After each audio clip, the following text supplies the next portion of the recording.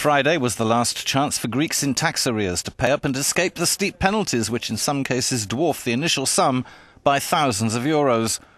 Although it's mostly small debtors taking advantage of the once-only offer, the Greek government still expects to raise some 150 million euros. For example, if you paid 50% of your tax bill, 50% of the fines would be scrapped.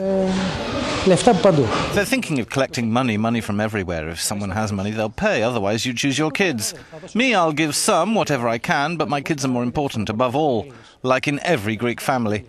We used to earn a living, then the first cuts came to me and my wife, so we cannot cope, and we're sliding down.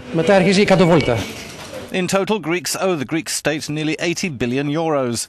And it's desperate for cash right now. Time is up, not just for those who wanted to make use of the favourable scheme, but for the government too. Cornered by empty coffers, it looks forward to these earnings to cover payment obligations at home and abroad in the coming weeks.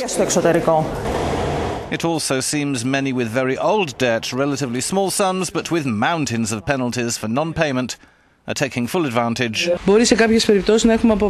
are some cases of repayment of debt from as far back as the 1970s. The final valuation will be done next week, Tuesday or Wednesday, when we'll have the final data from the banks.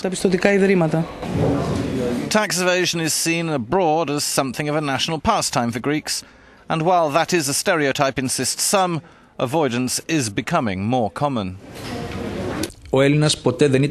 Greeks never had a non-payment culture. They were not people who did not meet their obligations. This is a fact.